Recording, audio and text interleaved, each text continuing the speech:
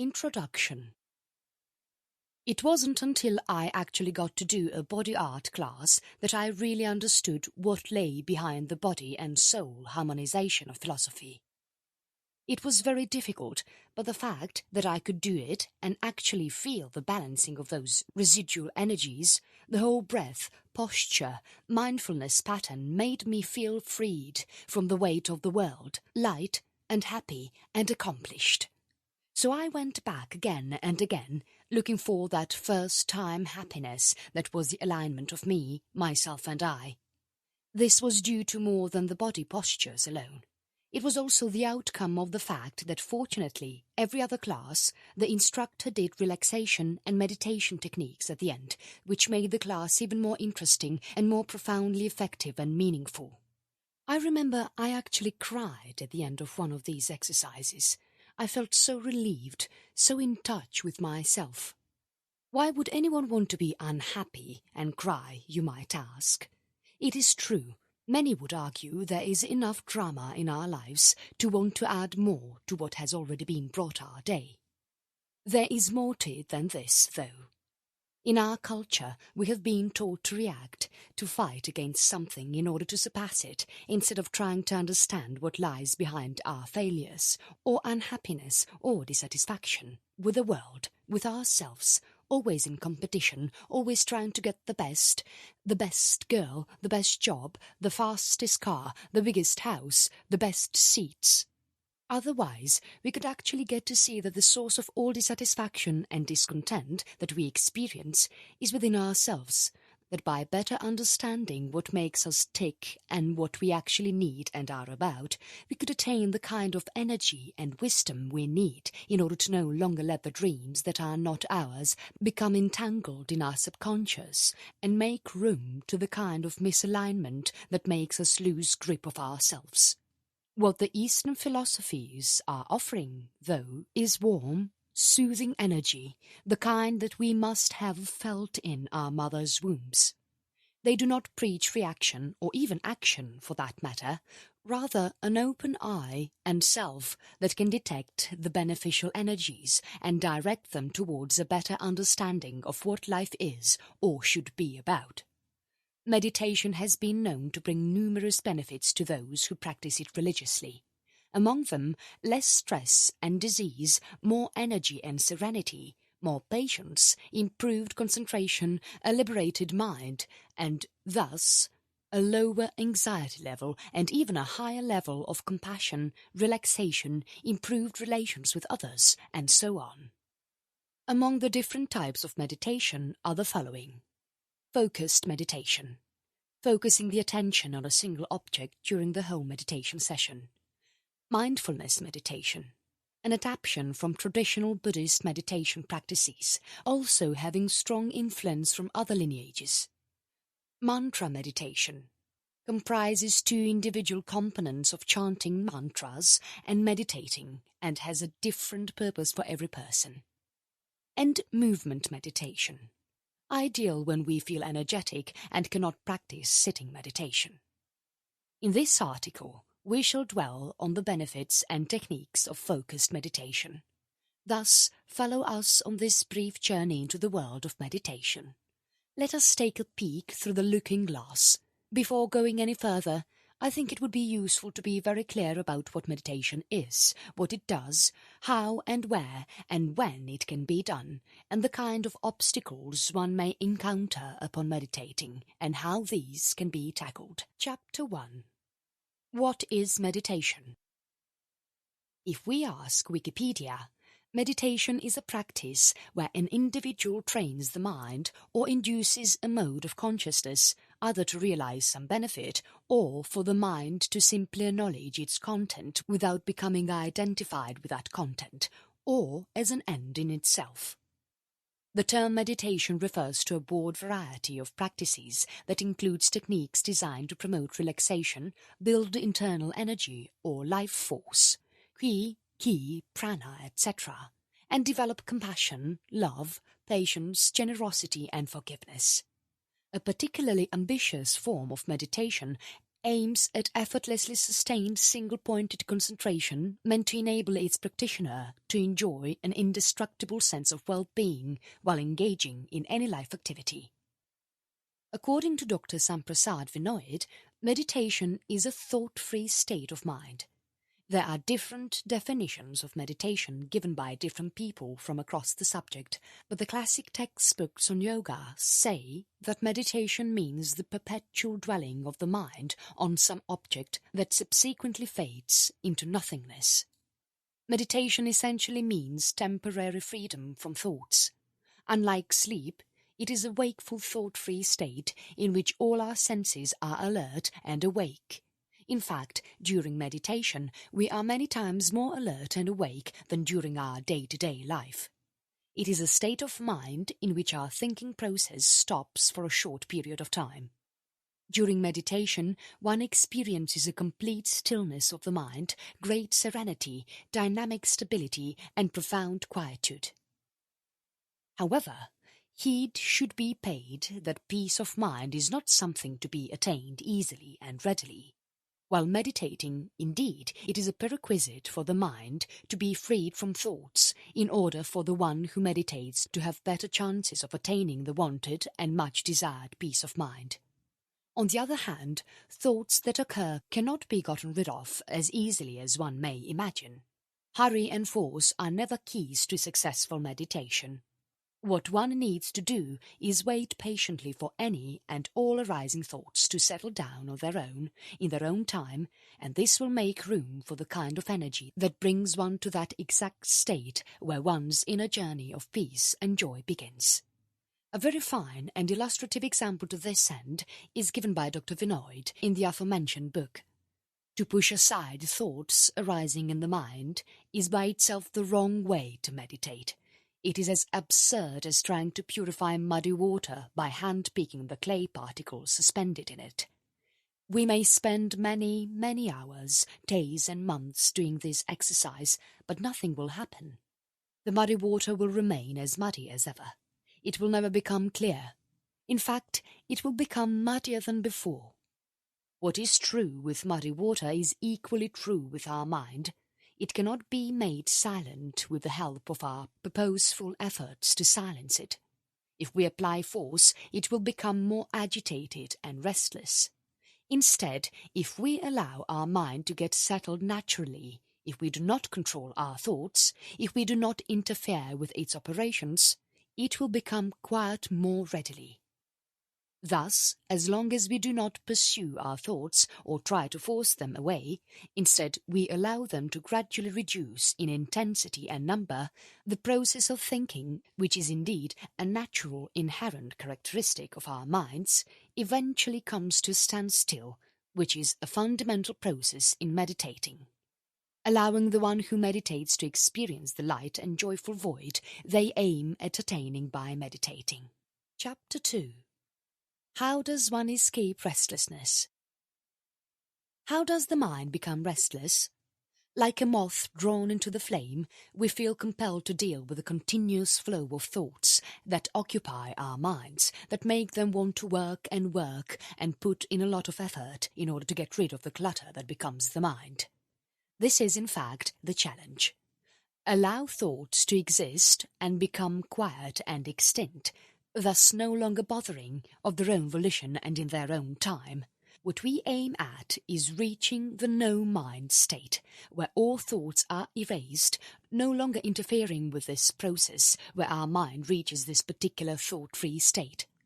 The most common mistake, though, is that people tend to think that in order to reach this state, they need to put in a lot of effort. They could not be more mistaken. Force should not be used, nor should thoughts be avoided. Ease is the key word, as difficult or impossible as this may seem. Many would argue ease is not something which can be attained easily, nor do we think so. It is something which can be reached with patience and confidence in oneself, as well as by creating the kind of environment which encourages the outcome. One thing you can do to this end is find a recluse place where no distractions can occur, such as noises of the street, the TV or the radio playing. Listening to music will help greatly and will create the kind of atmosphere one needs in order to become separate and be as far as possible from the environment one is trying to escape. Remember, though, that not any kind of music will do. Soothing music should be the choice. In fact, some point New Age music as the most appropriate. Think of nothing but your breath. It is easy to fall in the trap of following one's thoughts as they appear. One way to avoid this from happening is to follow one's breath. Focusing on one's breath, on very deeply inhaling and exhaling with one's eyes closed, will do the trick. Choose a good target. Another secret is that, insofar as you think you can do it without getting into trouble, if you think that you can focus on something else than your breathing too, then you should do so. The focus can be on the sound of music, on someone you love, without, however, allowing such focus become thoughts about the future, about possibilities, without allowing the mind to get cluttered again. It should all be kept as clear as possible. Meditation should be practiced with ease. As pointed out by all authors giving advice on how meditation can be best done and achieved, effortlessness is the signature of all successful meditation sessions. If one strives to achieve the necessary state of mind to go further, then they will never achieve true peace of mind. In his book, Dr. Vinoid makes a parallel with learning to ride a bicycle. While at the beginning effort and attention need to be directed at all aspects pertaining to riding a bike, with time, the more you practice, the more it becomes a second nature, and you will no longer notice things which may have stopped you from being a good rider at the beginning. Another secret is not to pay excessive importance to extraneous factors. It is true that, to a certain extent, external help is necessary, particularly when one is a novice in meditation. But we need not be too fussy about these things. We must never let secondary factors become more important than the actual meditation. Otherwise, we may just get stuck in rituals and waste our time in doing things of lesser importance. By doing this, and by succeeding in pushing the secondary aside, and allowing what really matters to come first and be achieved, the practice of meditation will eventually become our very nature, an effortless, perpetual state. Like all things in life, the first step is essential, because it determines the direction and the entire course of the journey that follows. If the first step is taken in the right direction, the rest of the steps will usually automatically follow suit. Therefore, what is very important is not the kind of meditation one chooses to practice, but that it is easy to learn and practice and make sure from time to time that one is going in the right direction the way we do in any journey. For that, we have to look at the milestones, get proper directions from an experienced person who has been to our destination before, and, once in a while, also refer to a map for confirmation. In the same manner, we have to take proper directions or guidance about meditation from an experienced yogi before we start our journey of meditation. After starting meditation, we have to seek counsel from time to time to confirm that we are moving in the right direction.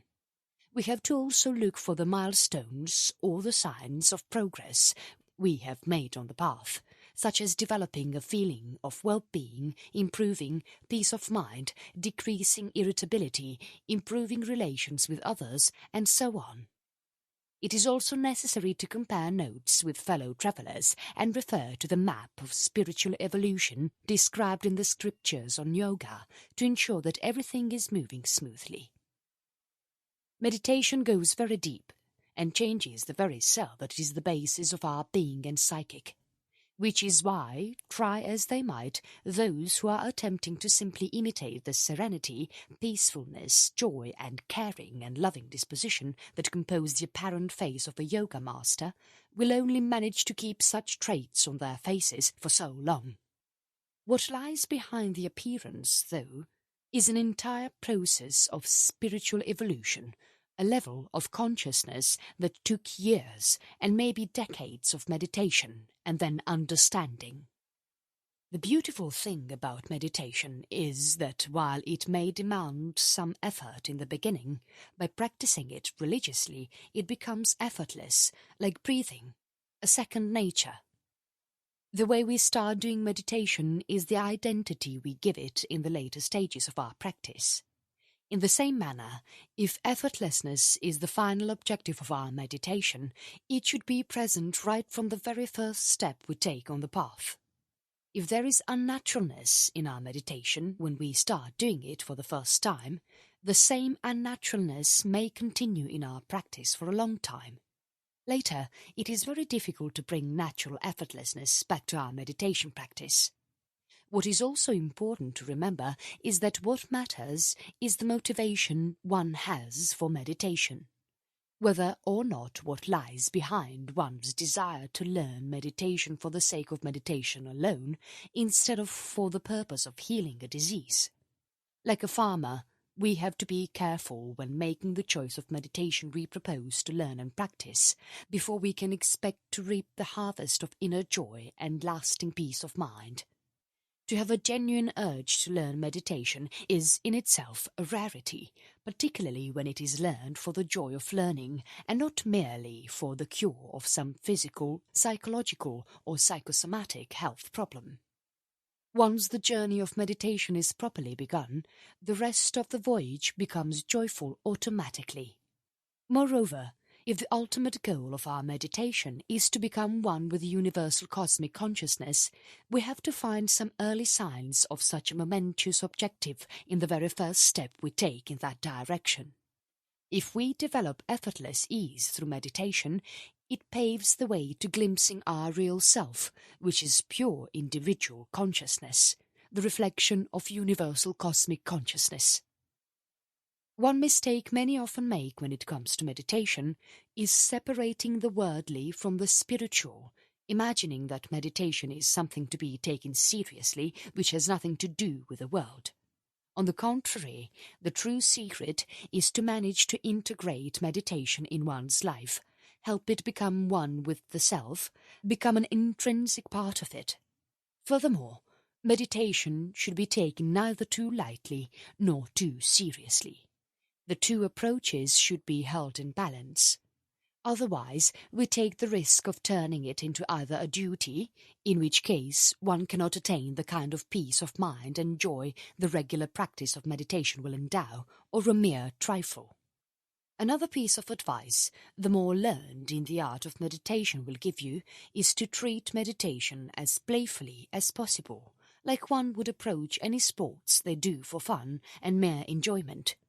This will help one treat any potential failures like any other mishap without getting upset and then get on with the practice.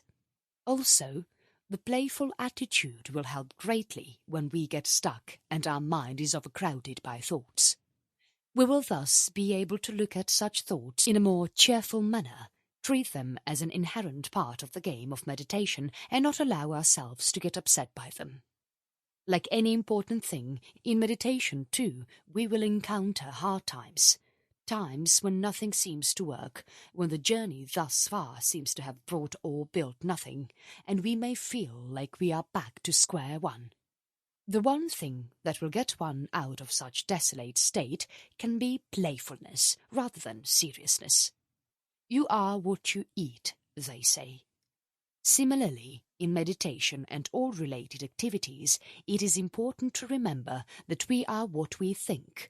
Whatever thoughts inhabit our minds will shape what we are. The kind of thoughts that fill our minds and beings will impact not only the state we are in, but also the kind of results that meditation yields. If you think negatively, all that you will achieve is negativity. In fact, when one feels such negative emotions and anger, jealousy and hate, it is all the more difficult, even impossible, for positivity to flow through you. Furthermore, not only is it important to avoid such negative emotions as those mentioned before, but also the time one chooses to perform meditation is of utmost importance. If you feel negative about yourself, then you are not giving yourself all of the energy that you should be giving yourself so that you can enjoy the experience of meditation. Thus, the time that you choose to perform meditation should be a peaceful time, rather than that one that is filled with outside energy that will stop the flow of energy that should be a result of meditation. The time of day one chooses to meditate will greatly influence the outcome of meditation. Whether it is in the morning, when one is not necessarily a morning person, before breakfast or after that, which is more suitable when one chooses to meditate in the morning. Mornings are a great time to meditate, and many people choose to meditate at sunrise because this is an inspirational time of day. What needs to be taken into account also is that it is not a good idea to overload on caffeine, which can make one regurgitate, feel more nervous and tense, and thus ruin the whole meditation experience. Instead of coffee, one can use decaf, or better yet, any drink that helps eliminate toxins, such as nettle tea and green tea, which help to open up the energy points in your body and get rid of toxins that may be blocking the flow of energy from one chakra to another. As for meditating immediately after exercising, it is best not to do one immediately after the other, unless the exercise you do is in line with yoga or some other kind of practice of this type. Otherwise, you risk going into meditation with excess energy, which could stop you from being able to slow down sufficiently to gain greatly from your meditation session.